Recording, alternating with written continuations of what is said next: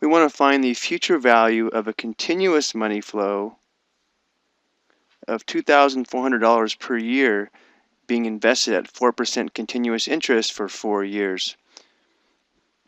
So because we have a continuous money flow, rather than a one-time investment, we're going to have to use calculus to solve this problem. We want to accumulate the money flow and all the interest earned over 4 years, so we'll have to determine the value of this definite integral here, where t is the time in years, r of t represents the money flow per year, k is the interest rate expressed as a decimal, and t is our variable of integration. Looking at this integrand, it should remind you of the present value formula for a one-time investment. The only difference is that we have this function r of t for the money flow rather than p sub 0 for the initial amount. So the future value of this investment is going to be equal to the integral from 0 to 4, because it's 4 years, of the money flow, which is constant at $2,400, so 2,400 times e raised to the power of k times t, where k is the interest rate expressed as a decimal, so it's going to be 0.04, and then we leave t as the variable of integration. This will give us the future value, but notice how this will require u substitution.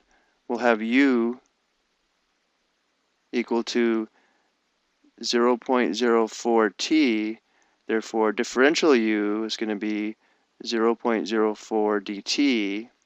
So if we want to write this in terms of u, let's go ahead and divide both sides by 0.04. This tells us that dt is going to be equal to du divided by 0.04.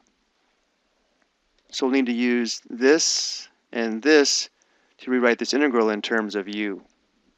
And because we're going to write this in terms of u, we'll leave off the limits of integration temporarily because these are in terms of t. We'll go ahead and pull off the 2,400 times the integral of e to the u. Then again, dt is equal to du divided by 0.04. So we'll put the du here, and then we'll divide this by 0.04. So now we're going to have 2,400 divided by 0.04, and the antiderivative of e to the u is just e to the u, which is e to the 0.04t, and now we need to evaluate this at 4 and 0. So we'll have 2,400 divided by 0.04, and then we'll have e to the 0.04 times 4 minus e to the 0. And this will give us our future value of this continuous cash flow under these conditions. So now let's go to the calculator.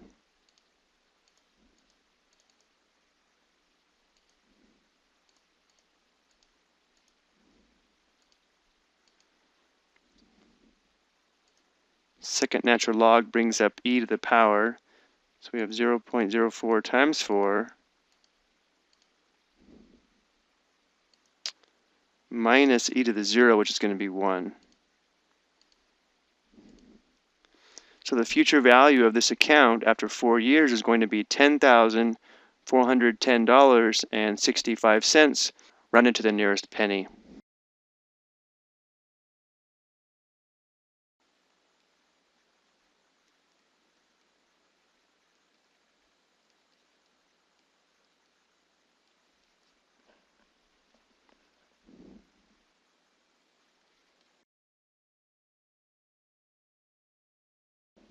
I hope you found this helpful.